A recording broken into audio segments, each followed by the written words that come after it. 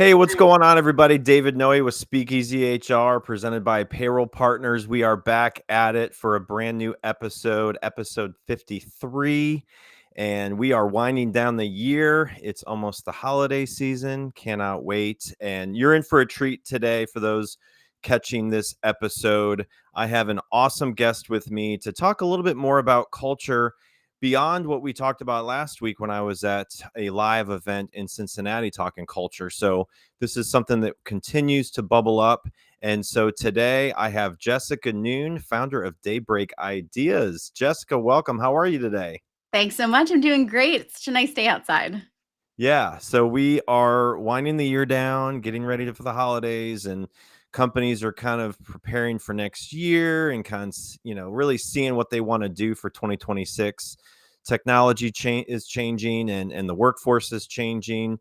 And just the more and more information that comes out about the workforce and culture and human connection, it's such an ever evolving topic, I feel like. And really, it's not one size fits all. It's Right. what happens when it's not working right. That's the big question mark for companies. And, really that's something we're going to dive into today. So we're going to play the envelope icebreaker game to hear more about Jessica's background. If you are tuning in to the blog of the week with Speakeasy HR, brand new blog of the week amongst other blogs that I've posted over the last few weeks, been busy on the blog scene, but the week 46 is on strength. So check that out at speakeasyhr.com. So Jessica, we had connected a while back, and when I, just like everyone else, I kind of figure out like what we want to talk about and really things that are relevant to you and your work right now. So tell us a little bit about your background and kind of what you've been working on in the past and kind of what you're focused on now. That's a great question. And in many ways, I've always been in culture, right? But it didn't always have the title on it of culture. Yep. So I have a cool portfolio career where I've been the builder and originator of a specialty function inside mostly founder led businesses, Mhm. Fortune 500, 5 years across the UN system in an advisory capacity. And I can say, whether I was building out a specialty function for talent acquisition and talent management or two learning and development functions or an advisory function, I mean, it all comes back to those essential elements of culture. Now, I also, in Daybreak Ideas, half of my half of my business is still that advisory practice for culture transformation for established organizations. But then I also help mentor founders who are just starting to upgrade their teams beyond like a handful of contractors and an intern and like somebody that right? Because you already trust them. And so my goal is to take all of the learnings from all of those established organizations and just say, hey, let's be proactive. Let's build it right the first time. And then that way you don't need me. I'm trying to write myself out of a job here. You won't need me in 5 years. Let's do it for cheap now. Yeah. Yeah. So when you were uh, younger, growing up, going through school and whatnot, what were you wanting to be when you grew up? Oh, I had no idea. I had no idea. I picked English. Well, I actually started school as a music education major. Okay. I had a dream to be a choir director because that was the first person who really motivated me and helped me to see myself as potentially a leader. It was like the first Got it. time I ever was given a leadership title was section leader in the sopranos section in high school. Okay. And so I wanted to do that. And I quickly learned that you couldn't really just be a choir director anymore. You had to do band and you had to work across different schools. And honestly, middle schoolers are terrifying. And I quickly decided to do something else. Always Yeah. loved reading. So I said, let's do English. And I thought I was going to be a copy editor. And Okay. my internship actually became my eventual first job that I talked my way into. um, Okay. but they said, well, we'll teach you everything about HR and you'll edit our policy book for your internship. And I was like, perfect. And I fell in love with it. That's awesome. So I asked this question for the guests coming on, and I've recently started asking it, and I really am fascinated to hear what people have to say. And it goes back to the advice you've given the advice you've been given in your career. So Mhm. what's been the biggest piece of advice you've ever received? Hmm. It's a really good question. I mean, I think, like, the opposite answer to that question is probably like, what's the advice I never listened to? And it was, I've been told a lot, just get your head down and work and just meet your targets and everything will be fine. Yeah. But it's so hard for me to only focus on what's, like, prescriptive, and when there's this glaring other thing over here that I know could make more of an impact, and I just can't not work Yeah. outside of my very, like, specific job description, and so I'm always doing other things. Um, but I guess to that end, one of the most influential leaders that I've ever worked for, and really we only worked together a short time, but like still some things that she used to say stuck in my head. One was that we're not actually saving lives. So like I should leave before 11 p.m. Fair. Very fair. And every time I find myself in a place where I'm burning myself out because I have my focus on this, Yeah. goal, which is great. I want to do my best and I want to, really go above and beyond, but at the same time, not at my own expense. And so that's something I really had to learn. Yeah. So that was good.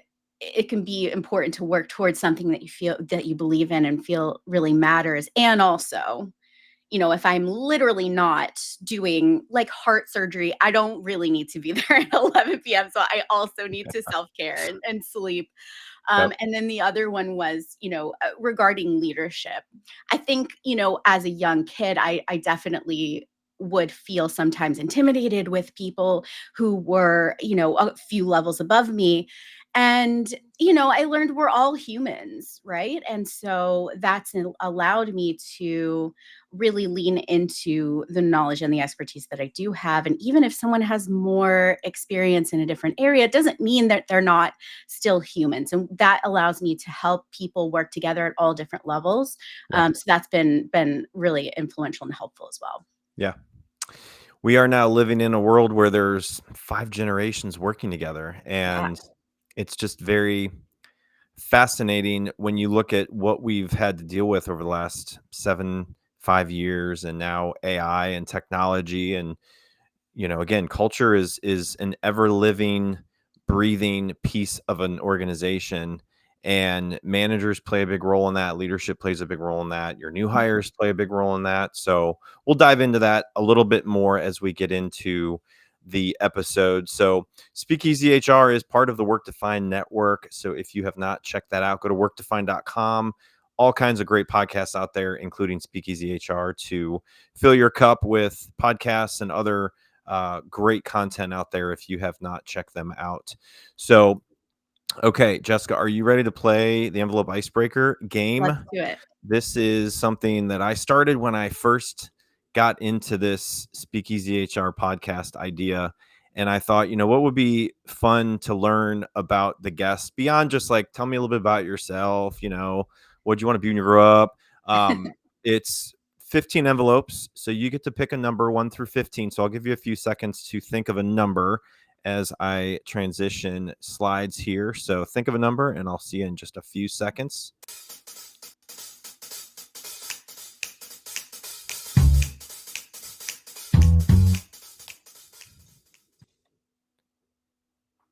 All right. So 1 through 15, what do you got? I got 4.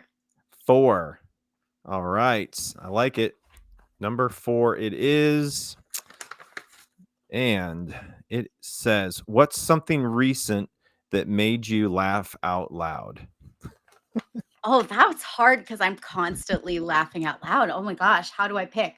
Um, I started watching this show Shrinking on Okay. Apple TV, and Okay. I don't even remember what it was, but that show is so great, and every so often there's just a subtle little joke slipped in that just makes me laugh out loud. So that's the honest answer. But Drinking. anything Okay. like very silly or absurdist is definitely my sense of humor. Okay. Very good. I was on, I think it was Facebook last week, and there was a video of a robot out on stage coming out. I don't know if you saw it, but it like No. fell, and they tried to put this like curtain over it because it wasn't like operating correctly. It was supposed to be like doing all these things. It was somewhere in another country. And I started reading the comments, and even just they had so many problems with just putting the like curtain over it, and it was all twisted. And then I started reading the comments, and I was laughing so hard, and like it just I don't know. I haven't sat there and like watched something on social media before that recent and just laughed so hard. I was just like, "Yep, that's what's happening right now in technology." Like these robots are just like falling over, and they couldn't figure out what the heck was going on, so they just tried to put this curtain up, and then it was all twisted. And anyway, it was hilarious. So you can probably find it if you haven't seen it. I think it was in Russia or somewhere.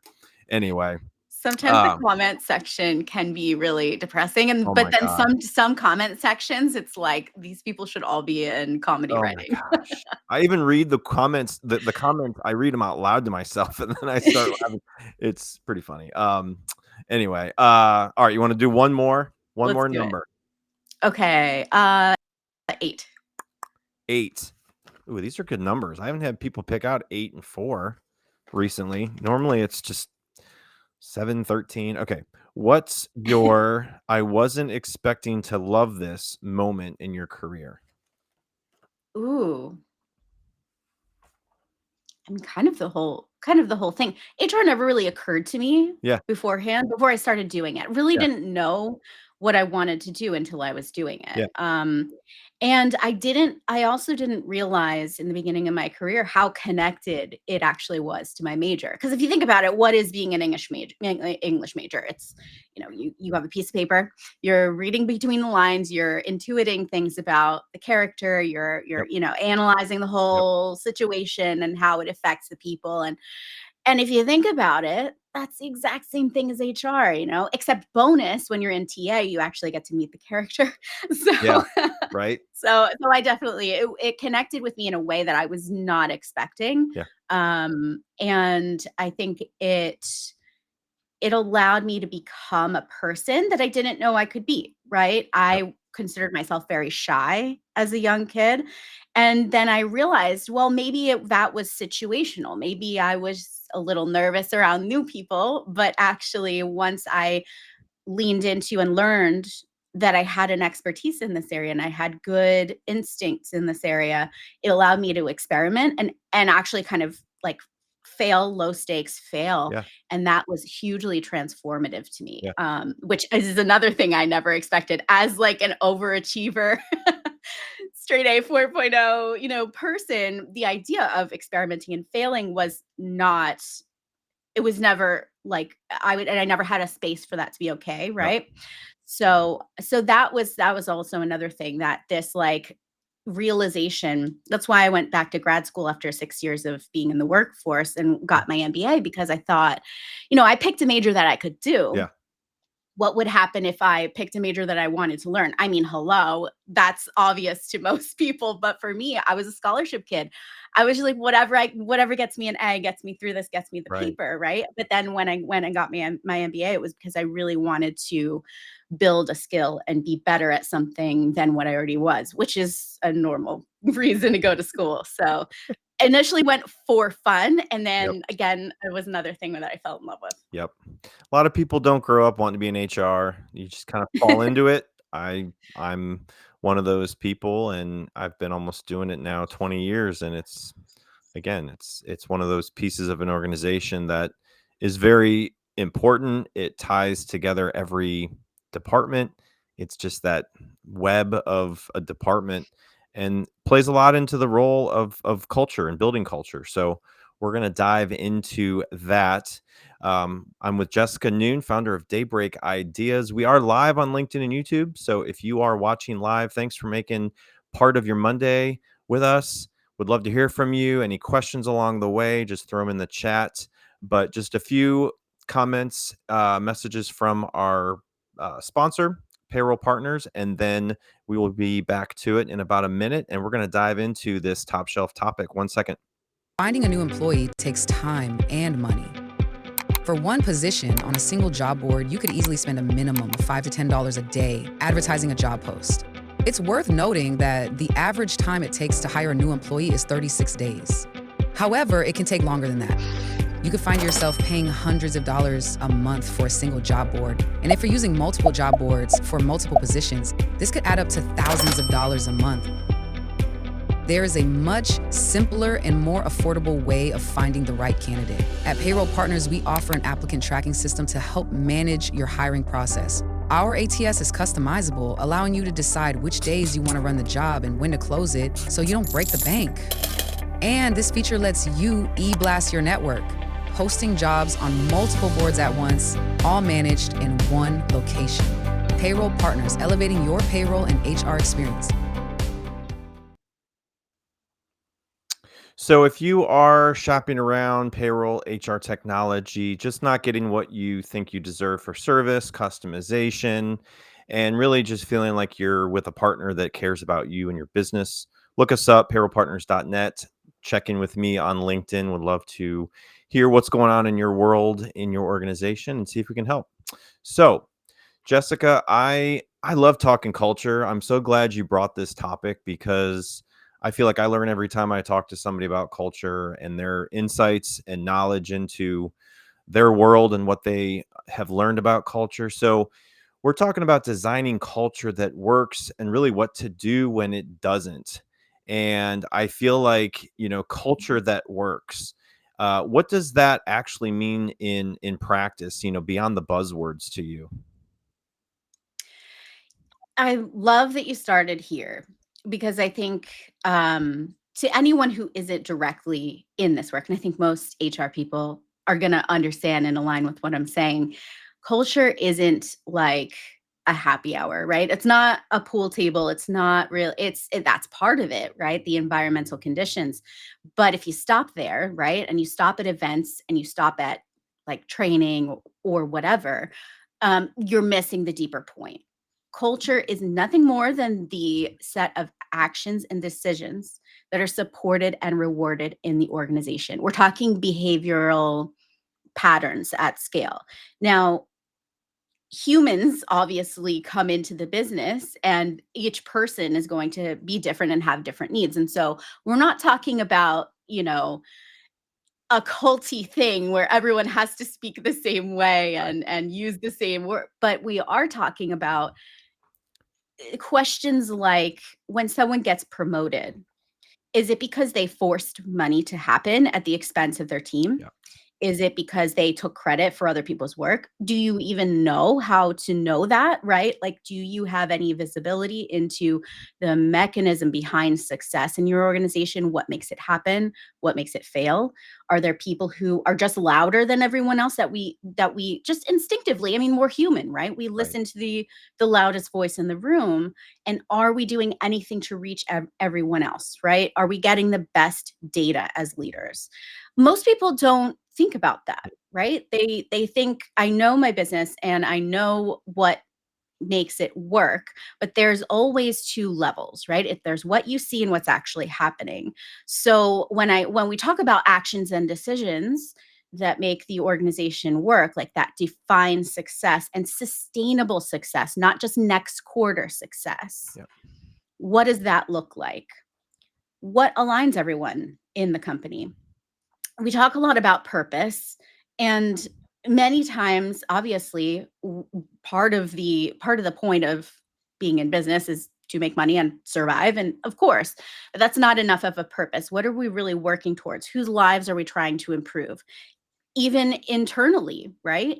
Let's say that you know you're in HR, right? One of your purposes is of course to protect the company, but it's also to protect the people. We always have a dual purpose there. So what actions and what decisions need to be true in order for that to happen? And so those micro discussions can ladder up to a larger purpose. What does the company even exist for? Why did we start this in the first place? And does everyone even know how their work ladders up to that purpose? Right. Um, Even when I'm describing it, it sounds fluffy to me, but there are ways to engineer it on a very tactical level that can be baked into every facet of performance. Yep. What are we rewarding people for?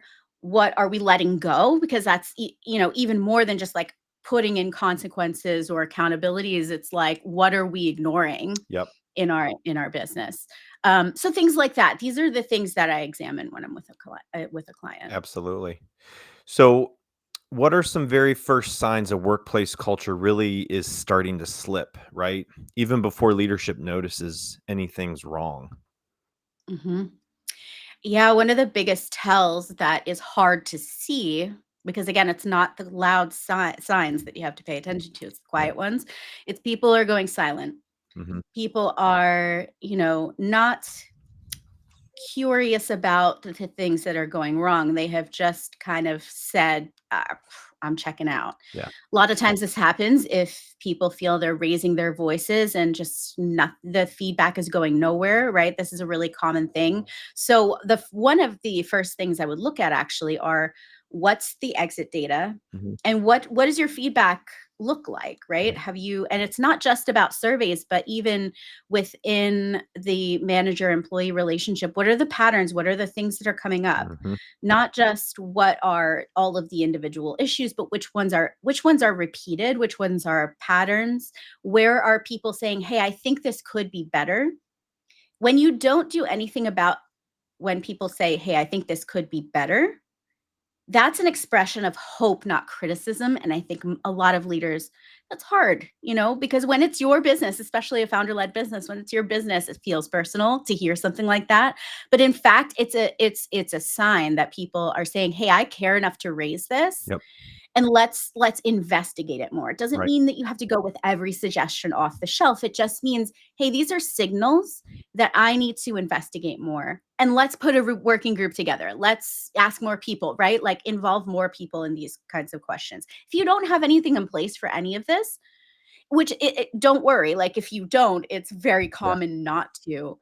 But if you go to a more proactive place, like if you're saying, I have this gut feel that something might be off, or something might be missing, or I might need to work on it, listen to that and then investigate more. Get that feedback. Make sure that you really understand the problem, because it's going to be different based on your environment and the type of business that you're in and the people who are there.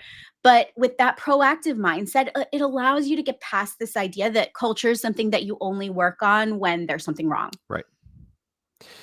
So every organization wants a strong culture. It really doesn't. Not every culture fits every team, too. So how do you help companies define a culture that's right for them, not just a copy of someone else's culture? Yeah. I think one thing we have to detach from is like location, right? Look, culture is not location specific. Culture is way more tied to business Yep. outcomes and how you achieve them, and how much you're equipping people with the tools that they need to do their job and things like that. So it's actually much more basic. And most people say, "Oh, that sounds too beginner. Like we're past that." But actually, every single time I get called in to help with a culture transformation, it always comes back to these elements of accountability, communication, Yep. managers being equipped and knowing how to deal with these complex environments, understanding the outcomes of the work and not just the day-to-day minutia. What are we all working towards together? If you can answer these questions, you have a really strong starting point to be able to build culture on purpose. Because even if you're the most successful, as you grow, culture is going to get away from you Mhm. if you haven't designed it up front. Right. And designing it up front means we engineer these things. We decide on purpose what is going to be rewarded, and how these systems of work actually work. What does innovation actually look like? Right. Because it's more than just being inside an office. You can do innovation if you have the tools. Um, and really deciding, what are we going to attach this to, because there is no one culture. Right. You're absolutely right, that works for everyone. So it's looking at, let's say, it's actually looking at the order of prioritization. Yeah. because I can say like location, and I can say innovation, and I can say collaboration, and like it's very natural for people to go into silos, for example. Yep. And the bigger you get, the more silos are forming, and especially when you're in that growth stage, maybe for the first time. Let's say you're a startup, you just got funded, and you have this core starting team who are kind of a little bit jack of all trades. Once they start hiring team members under them, their role has to change, and this is where silos start to form, because that usually doesn't happen just naturally. You have to put structure behind it. Yep. um so overall, I would say, what are the commonalities? I mean, people being involved in strategic decisions that impact them, or that they have an on the ground viewpoint to. Are you creating pathways to move in your organization that are not just, "Hey, when am I gonna get promoted?" Yeah. Do you have a really good, strong design for how each function connects to the others? Hmm. Because that's one of the backbones of collaboration, but also career development, which is Yep. one reason why people leave, is to grow and change careers. I've worked in with a lot of senior professionals with career pivots when they're ready to just move on and diversify their skill set, Yep. and there's no way inside their organization to do it. And that's one of those like invisible, you can say like everyone wants career development, and so we think it should be formal training. It's not always. Right. And so giving people ways to move, giving people reasons and systematic ways to connect around the work, make it make sense for them. Yeah. And then they'll operate within it. Yeah. So we often hear about people leaving companies, uh, not because of the company, but they leave because of the manager. So, what role do frontline leaders and supervisors play in really shaping or damaging that culture day to day? Probably the biggest one. Probably the biggest one. And it's um it's critical to equip them, and I don't necessarily mean through formal training, but again, being super clear on the expectations that they should be setting with their teams, Yep. and understanding, again, hate to be a broken record, but how the work of like the most junior intern ladders up to why the company exists. Like it is always an existential thing. If Right. someone's not doing their job, there's a reason that we fire someone for not doing their job. It's because it hurts the company, right? And you can get more detailed about that statement. Obviously, it's like every single person in your company has an impact ultimately. And if they don't, then that's a separate Yeah. conversation. If there's, no reason for a role to exist, then there's a much different design conversation that we have to have. Yep. But they need to be supported. And when I say that, yes, there is a role certainly for formalized training, for coaching, especially. There is a huge factor that the design of the culture and the design of the organization plays, but also, senior leadership has a role for the middle managers as well. One thing that breaks a culture really easily is when we are passing along stress from the top to the bottom. That's a really good way to erode trust. Yeah. Our emotions, let's say when we're managing people, feedback is an easy example. Everyone has feelings about feedback. I have feelings about Yeah. feedback. And when someone comes to me with a characterization of something that they see, right? Meaning like, oh, you did this and it means you're lazy, or it means you don't care. It's might not mean that. Maybe I have something going on in my life. Maybe this other person didn't get me their deliverables on time. You just don't know until you ask a question.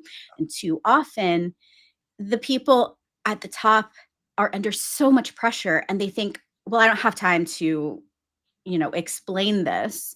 So I'm just going to pass it on. I'm just going to get it off my desk. Yeah. If we take 30 extra seconds to just say, hey, this is because, you don't have to go into the whole backstory, but it's important for middle managers to be equipped with the reasoning behind decisions at the top so that they can manage that with their teams. Right. Oftentimes you just don't get the same level of information, and it would be too much to just explain every detail, but you have to know if there's a directive from the top, you have to know what's behind that, like why is it important?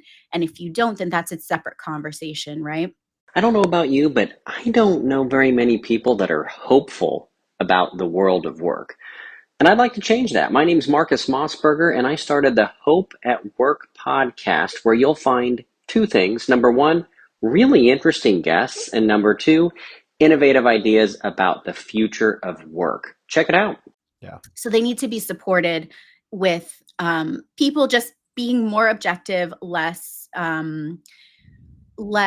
frantic, I think, from the top. Even in times that are urgent, even in pressure situations, you can communicate that this is a high pressure situation without emotionally giving that energy to that person. So regulation is really important. You also need to understand, as a middle manager, the upstream and downstream impacts of every choice and every decision that you're making. This is Yep. something that coaching is so good for, because I mean, there are some people who have like gone into it and gotten coaching certifications themselves, but there are some people who've just never been exposed to this and don't know what it's like. I always had micromanagers, not my entire career, but in the very beginning, and Yep. certainly through school, and most people come up that way, and so they've never seen what it looks like to do it differently, and so your reflex might be to micromanage. That's another example. How else could you know what different looks like unless you have that experience? So giving people that mentorship experience, this is one way that training really helps. Yeah. It's a safe container in which you can experience what different looks like. Right.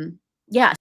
So upstream and downstream impacts. Who under my charge is this affecting, and who and how ultimately does it roll back up? Feedback, again, like getting feedback and having those clear, open lines of communication with the very, very front lines and the very most junior levels of your organization. Oftentimes, those are the people who are customer facing, who get the best data. So really making sure we understand the situation from their viewpoint. There's a lot of pressure on middle managers. Oh, yeah. And so, yeah, and then when there's pressure from the bottom and pressure from the top, it does create this scenario where many of us are feeling very overwhelmed. Yep. We just have to have the support to be able to kind of shield our people from that pressure a little bit. It's okay to communicate urgency, of course, but as long as it's not, "Oh, you have to do this now," and and that can only happen with support. Yeah. So misalignment between stated values and lived experience in common. How do companies close that gap between what's written on the wall and what employees actually feel in the job? hmm Yeah, I mean, knowing how employees feel is part of that battle, right? I mean, you don't always know. But I talk to employers about this a lot when it comes to employer brand. Mhm. Everyone's brand is a bit aspirational. That's just facts. But when we're recruiting someone great into our company, and then they get here and the experience is wildly different, that's a problem. And that's usually the person. And you'll see this if people are coming in and not even making it past the first month, and then they're leaving again or accepting another offer, and they get in after their first day and they're like, whoa. You can see at what point do people leave in the organization, and that'll give you important information, like how long has their tenure been, are there patterns. I was once in a large company, and we figured out that most people who were just at the individual contributor level, not quite their first management role, but leading up to it, they were leaving it at 2 years. And so that's the problem that we investigated and came up with, a couple of different ways to tackle that. But it was definitely a company that said, "Hey, we care about your development." And when it was harder to get resources for development or understand how to navigate the organization, or they weren't very clear on how they could exactly how they could move between functions in the organization, which is another thing that they had said in their employer brand. When those things aren't obsessively abundantly clear, people will just leave rather than they'll ask their manager. If their manager doesn't know, they'll be like, guess there's nothing. And then they'll usually leave rather than work really hard to figure out what the resources are for them and the Yeah. options. They just say, guess there's nothing. Yep. So in a world with hybrid work, rapid change, constant burnout, I've been in many situations where there's multiple locations, and it's really hard to have that like modern culture design and how it's consistent amongst every single location if you have people all Mhm. over. So Mhm. what should modern culture design look like today compared to maybe 5 years ago? Flexibility. Yep. You have to figure out a way that flexibility works in your organization. And that can mean a lot of things. And it depends on the type of business. Some businesses honestly don't have the privilege and luxury to be fully remote. That makes sense, right? And you want to be as fair as possible, of course.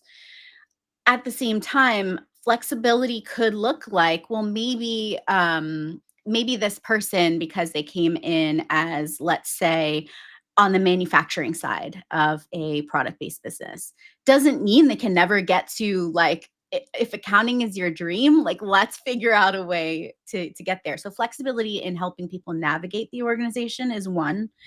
Location flexibility is obviously another. Mhm. Um, Going to concrete on the return to office, if you're not already there, I would definitely encourage a more nuanced take on that. Yeah.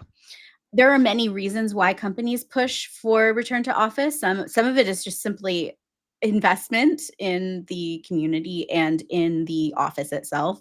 And if it stands open, I mean, what are they doing? I think there are other ways around that, but I'm not a real estate expert and can't really speak on that.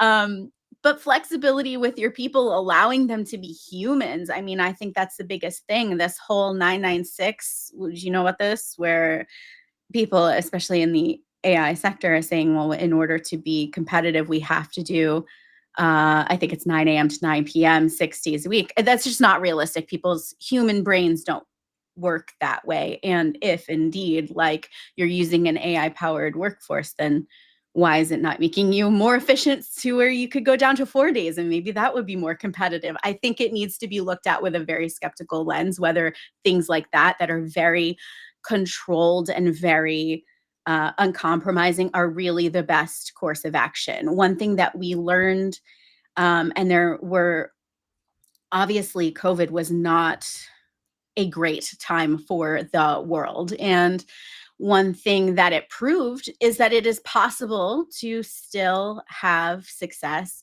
and a healthy, healthy enough economy to have that flexibility. And it's natural and it's human to say, gosh, I wish things could go back to the way that they used to be. But progress is inevitable, change is Yep. inevitable, and rather than fighting it, it's just like, when you're in a much simpler example, if you're in an employee conversation and they're bringing something to you and they're really upset about it, the more you fight those emotions, the more intense they're going to become. And so you have to allow the emotion to happen. You don't have to take it on, but you have to allow the emotion to happen and say, I hear you. And it's the same with policy and flexibility. Yep. If people are screaming that they care about flexibility, then we have to find a way that makes sense to navigate what that looks like. Yep. And I think it's more complex than just return to office or not, or hybrid or remote. Yep. Yeah, I've heard a lot of people that when I'm interviewing, I ask them because we're in the office, we like to collaborate, we're a small team, and I try to ask them about their work preference in office, whatever, what their culture, what they like about the culture they've been in before, what motivated them to go to work. So really we can figure out like, are they going to fit what we have as a culture? And Right. so I try to measure that over the first few months of new hires, and it's gone really well. So our turnover is not very very high. We retain a lot of our employees, and I'm Mhm. a firm believer that it really can be something measured as you recruit. and Mhm. onboard people. So if you are listening to this and you're not really asking applicants about their culture, what they are looking for in a culture, if they're asking you in the interview, like, what's your culture like? You got to be ready to answer that. Yeah. And the managers need to be ready to answer that in an interview, because if you can't answer that with a solid response, they're going to think like, do they even know what their culture is like? And if I ask people, a lot of times they don't even know how to answer that question. What's your culture Mhm. like if I worked for your company? Well, Yeah. we offer free lunch here and there, and we have free coffee. Okay, that's great. Cute. you know, I I love cheese and beer as much as the next yeah, person, but that's not what I'm asking, yeah, yeah, right? Yeah. absolutely. What they're really asking is, can I be my version of human here? Can I move Yep. at all here? Is this a place where I can grow? Everybody wants to grow in some Oh way, yeah. and it doesn't always mean just linear Yep. promotions. And, does this suit my lifestyle? I'll be honest, I never wanted a full remote job. I sometimes go into co-working spaces in the city because I love having the buzz around. It helps me Yeah. focus. I like having other people working near me because my little self-competitive voice in my head goes, I can't be working less hard than this person. Right. The silliest thing, but it really, like, Yeah. helps me work so fast. But it's so individual, Yeah. and yeah, I think you bring up a great point. There is a culture that works for everyone, and some people want 996, and by all means, my friends, try it out, see how it goes. If that's something that makes you go, "Yeah, I want that." But, being really honest upfront and putting everything on the table with candidates is major, including some of the challenges that you know about, that some of the challenges that are like, you think it might be a deal breaker, they might be exciting to someone, Oh you yeah. know? I've always been a person who goes after challenges because I'm insane and, Yep. and so some of the things you can bring up to me in an interview, I'll be like, "Oh, that's a problem I wanna solve," instead of, "Oh, no, like, this is not there are definitely problems I don't wanna Yeah. touch," right? If you have a culture of yellers, I'm sorry, I cannot help you. Um, deal with that first and then call me. Yeah. Right. Um, but yeah, being really honest is a great point. I'm glad you brought that up. Yeah.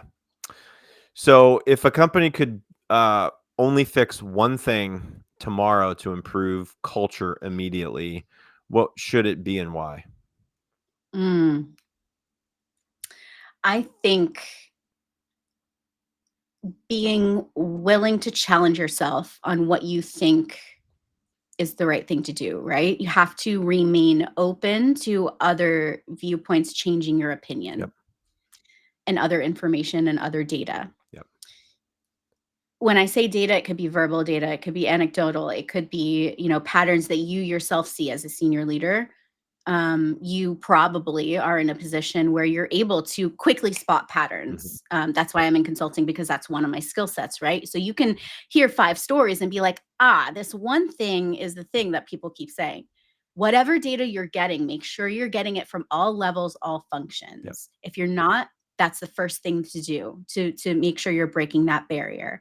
And then secondly, when you see that pattern, show that you hear that pattern, and reflect it back to the people. Say, listen, we heard you, and here's what I am doing next. And you don't have to have the answer, but you should include them in designing the answer. Yep. One of the best things that I have learned to do through my work in consulting, and now I will also do this as a standalone offer. And I definitely encourage work after to make it sustainable. But if you just need to figure out what the problem is or what the solutions are, we will get the entire company in a room and we will work on it together because your best solutions are not going to come from the boardroom. Your best solutions are going to come from the people dealing with whatever it is every day. And so co creation is the major, major, major door to putting in a solution that is fast, that everyone is bought into, and that really actually solves the problem and doesn't just treat a symptom. Right.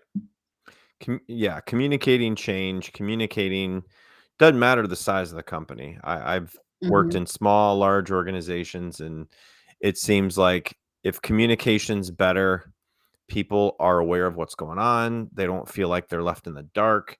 They know why things are happening and understand it before they have some kind of perception into a situation that they feel that they don't really fully agree with. And if they understand it better, then they might be on board or they still might not be on board. But, what about just newer managers? Let's say someone was Mhm. promoted within the last year to a management role.